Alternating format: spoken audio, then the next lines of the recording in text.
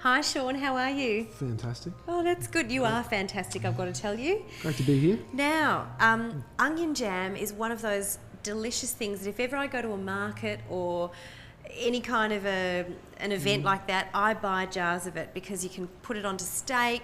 It's addictive. It's so good and it makes such a difference to dishes. But do you know I've actually never made it and really wouldn't know how? It does seem quite hard. Today is your lucky day. Great. And it's very, very simple. It's taste it. it's one of the easiest condiments to make. Oh, it's delicious. The only thing I will say is that Oh my gosh. it requires an investment of time. Okay, I can do So that.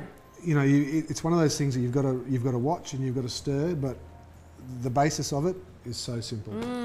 So to kick it off, we'll show you our plethora of ingredients. This is what you need to make onion jam. Red onions, red wine vinegar, and sugar. That's it. That's it. You can substitute. Even I could do that. You can use, if you wanted to use a balsamic to get that flavour. I quite like the red wine vinegar. It has a slightly less sweet flavour, but you know, you can mix and match. Okay, so first step, we've got our onions. We've got to chop these babies up.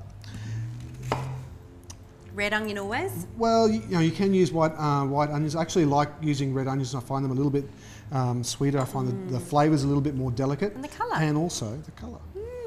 So you'll find that the quantity that you make, I would choose more onions than what you think, because when it cooks down, it'll really, really cook down. Yeah, they cook down to nothing, don't they? 1 kilo of red onions, you're probably looking at maybe 200 grams of onion jam. So how many onions would be in this? it's probably about 4 or 5 onions in there. Gosh. So it really does cook down. Okay. And if you're going to make it, just make a lot. Biggest pot you've got, and that's actually important as well. So that you have, because we cook at a very gentle heat.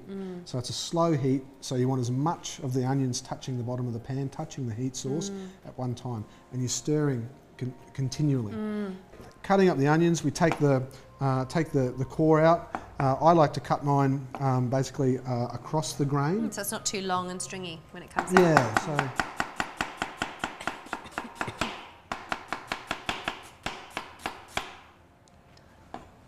Getting tight. So Sean, yep. can you chop a little softer when I'm Sorry, talking sorry. to you? Yeah. You do not need to look and talk. No. No.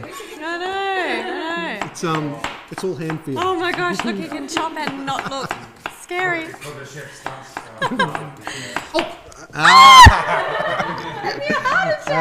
Just kidding. Lucky I've got insurance. Okay, we're chopped. Now, one question. Yeah. At your restaurant, who's the poor schmuck that has to do this for a living? Well, you know, Because, you know, yeah, absolutely. The first time that we made it in the restaurant was me. So, but look, you know, it's one of those things. I actually don't mind doing large, repetitious talk quickly. jobs like this Starting to water. because you know it's how you hone your skills. Yeah. You know, the reason why I'm good with a knife is Oh, because yeah. I've chopped a million onions up. Yes. So you know that's how you get good at things. Yeah. You know, you repeat it, and it's not it shouldn't be a mundane task. You know, things like this in the kitchen, they're a process. It's not about the mundane task, it's about the eyes watering. Yeah, they're hardcore. You know, break out the goggles. So. Okay. So Beautiful. I like your chopping style. I'm going to start crying as well in a minute now. We just want to put this straight onto the stove on a low heat and just let it to start steam and tick away. At this stage, you can put a lid on there just so that the steam starts to soften down the onions.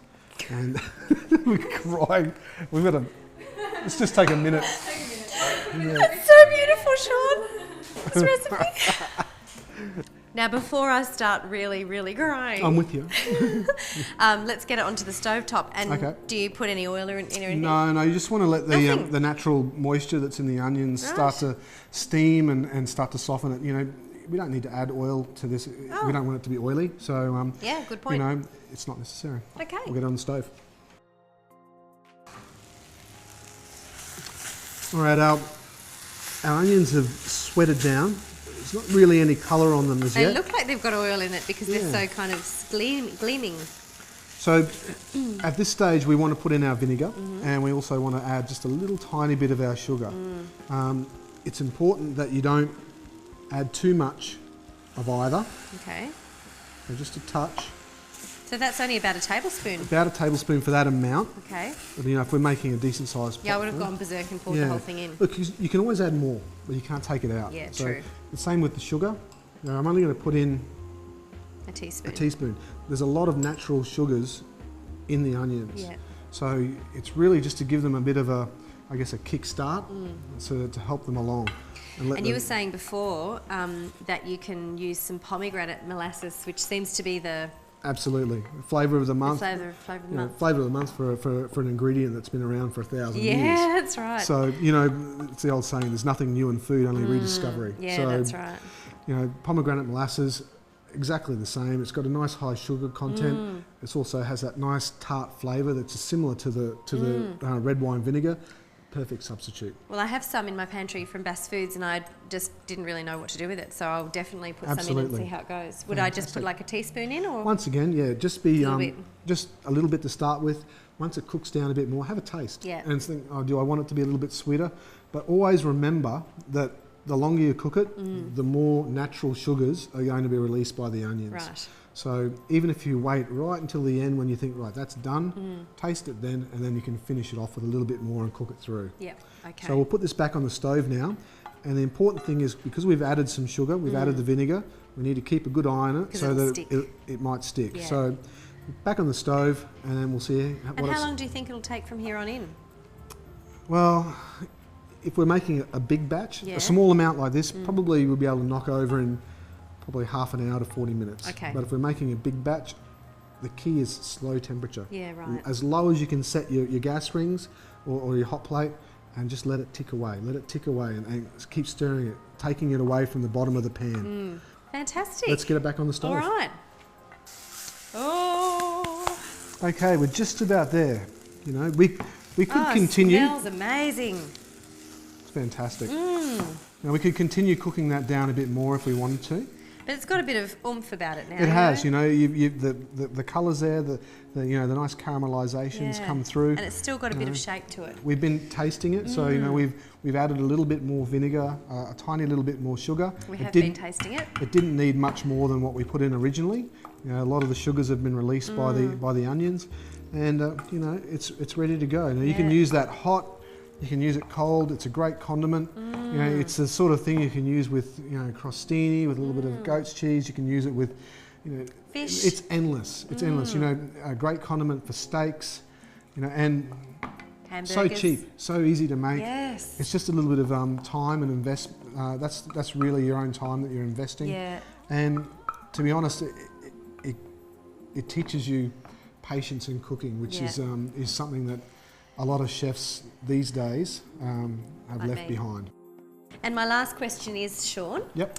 how long can I keep this in my fridge in an airtight container? Okay. If you're going to make a decent sized batch at home, I would suggest that you just pop into one of your local cooking stores, grab the you know, the pressurised glass containers that have the lid with the catch. Oh, okay. Yep. Pressurised container. Yep.